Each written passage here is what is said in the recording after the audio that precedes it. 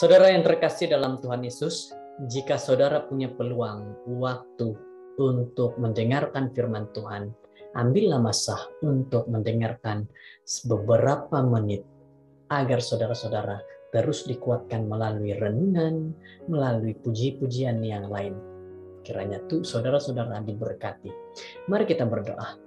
Bapa di surga, terima kasih karena Engkau sudah menyertai kami. Saat ini kami serahkan hidup kami, diri kami kepadamu. Setiap firman yang kami dengar menjadi kekuatan bagi diri kami. Inilah doa kami Tuhan dalam nama Yesus. Amin. Judul firman Tuhan kita hari ini adalah memilih untuk bermuafakat. Memilih untuk bermuafakat. Ayat renungan di dalam Amos 3 ayat 3 berkata, berjalankah dua orang bersama-sama jika mereka belum berjanji? Dalam sejarah umat Tuhan, nabi-nabi palsu memberikan nasihat dengan bebas dan meyakinkan raja-raja dan rakyat bahwa kata-kata mereka datang secara langsung dari Tuhan. Tuhan tidak selalu campur tangan untuk menyelamatkan anak-anaknya. Ada masa-masa di mana mereka harus menghadapi akibat-akibat dari pilihan-pilihan mereka. Pembuangan dan penawanan sering merupakan buah yang pahit yang terhasil daripada mendengar nasihat mereka yang tidak berjalan dengan Tuhan. Ini seringkali terjadi kepada kebanyakan orang muda, kepada kebanyakan keluarga, kebanyakan laki-laki dan juga perempuan keluarga. Sehingga mereka hanya mau mendengar kepada orang yang memberi nasihat tapi tidak berjalan bersama Tuhan. Para utusan Tuhan yang setia terus-menerus memanggil dan memimpin orang-orang berbalik kepada Tuhan. Walaupun message dari para nabi Tuhan yang benar tidak selalu populer atau tidak diterima dengan gembira, Amos 3 ayat 1 hingga 8 menunjukkan bahwa Tuhan dan para nabinya bermufakat atau setuju bersama-sama, dan Tuhanlah yang memberikan message-message itu kepada umatnya. Dan luar biasanya 66 buah buku ditulis oleh 40 orang nabi, ditulis dalam tempo 1400 tahun, namun mengandungi tema yang sama dan harmoni, dengan jelas menunjukkan bahwa Tuhan adalah Dia yang menginspirasikan semua para nabinya. Ini bermaksud bahwa Tuhan bersama dengan para nabi, mereka mengatakan ataupun mereka memberikan nasihat yang sangat baik yang datang hanya daripada Tuhan saja. Berarti mereka dapat bermufakat bersama-sama. Para konselor perkawinan mengatakan bahwa para pasangan yang bersedia untuk perkawinan perlu untuk bermufakat atau mempunyai persetujuan bersama dalam sekurang-kurangnya 4 bidang. Agama, hubungan dengan mertua, keibubapaan, dan juga keuangan. Idea bahwa hanya cinta yang kamu perlu dan bahwa cinta akan mengabaikan sebarang perbezaan dan kesukaran mungkin merupakan satu cara romantik untuk memandang kepada perkara. Tetapi ia boleh menjadi usang dan sangat cepat. Mana-mana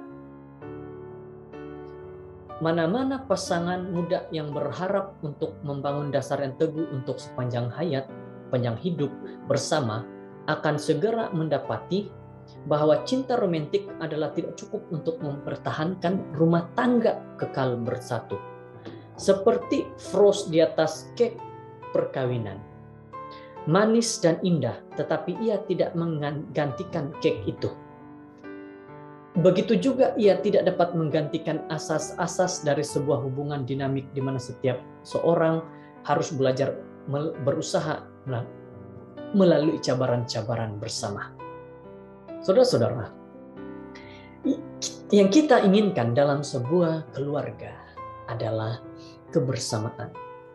Di mana kebersamaan itu dapat dipupuk bukan daripada hanya kata-kata romantik, tetapi bagaimana kita mau bersama-sama menerima sebagai pasangan suami dan istri.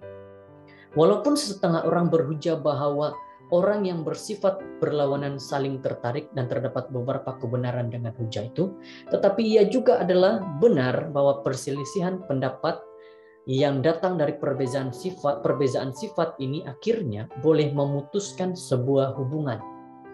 Kebiasaan si wanita datang lambat mungkin pada mulanya kelihatan seperti suatu kanean yang comel.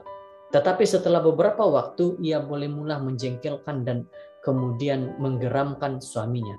Kebiasaan si lelaki meninggalkan kasut dan sarung kaki di tengah bilik mungkin hampir tidak disadari pada permulaannya.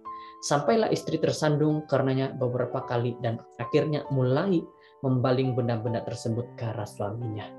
Lihat saudara-saudara di sini. Perkara-perkara yang seperti inilah yang kita harus pahami dan harus kita ketahui bagaimana cara penyelesaiannya.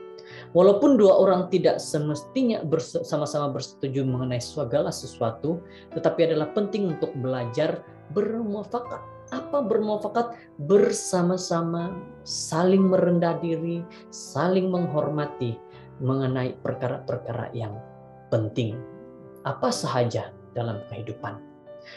Bapa di surga, Tuhan berkati aku dan pasangan supaya kami akan menghargai persamaan-persamaan yang kami miliki, terutama iman kami kepadamu. Mari kita berdoa seperti ini. Kita berdoa buat diri kita dan pasangan kita, supaya di masa-masa akan datang, kita akan menghargai persamaan-persamaan yang kita miliki, dan juga terutama kita menghargai iman kita kepada Tuhan. Semoga kita diberkati dengan nasihat yang kita diberikan pada saat ini. Mari kita berdoa. Bapa di surga, terpujilah Engkau Tuhan Allah yang penuh kasih. Kami berdoa saat ini memohon kepada Tuhan segala kebijaksanaan, segala sesuatu yang Tuhan berikan, sehingga kami dapat merasakan bagaimana Tuhan memimpin kami di dalam membentuk keluarga kami untuk bermuafakat bersama-sama.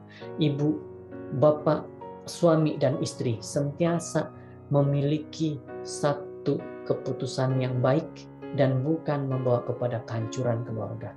Terima kasih Bapak karena Engkau mendengar doa ini. Ajarkan kepada kami, pasangan kami, keluarga kami untuk sama-sama dalam bermuafakat. Inilah doa kami berserah dalam nama Yesus. Amin.